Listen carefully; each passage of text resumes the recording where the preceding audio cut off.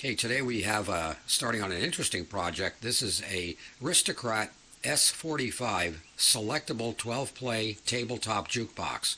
This is just the mechanism. That's all I have here for it.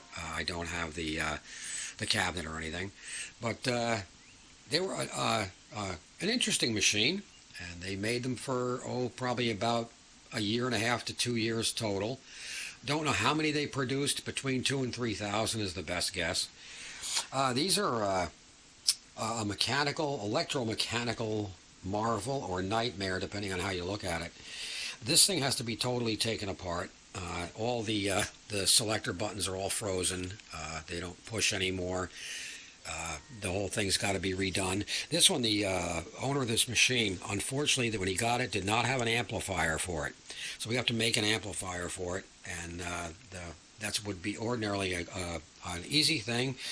But the amplifier also had the 24-volt AC solenoid power source for all of the solenoids for it.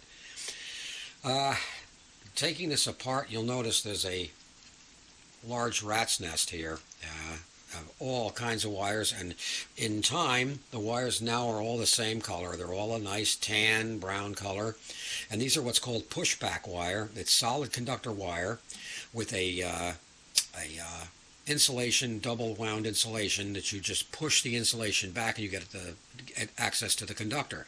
These will break off of their connections. So it's very important that they are labeled where they came from. And that, again, I'm saying before, I'm going to keep saying it, you got to take lots and lots of pictures. I've taken all kinds of views of this thing, of pictures of this mech before it's started, because if one wire breaks off, you're going to want to know where it goes, where it ends up with. And there are no reliable service manuals that exist for this machine. The one that Antique Electronics Supply sells is absolutely useless, and it's not even for this machine. It's for the bubble top, and even at that, it's a poor manual at best. I like Victory Glass, but that's one manual they probably shouldn't even sell. It's that poor. The main connector for this thing is right here, and that plugs into the body of the machine.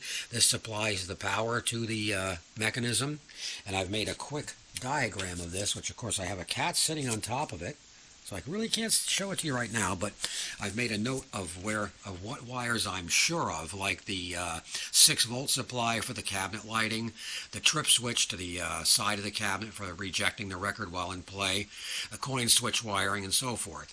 So it's not difficult to find out where we have to supply power.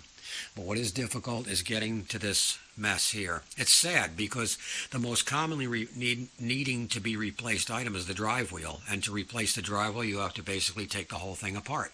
You have to take off the top frame. You have to take off the turntable, the tone arm. Nothing is easy on Ristaucrat. But stick around, and we're going to see what we can do with this little nightmare.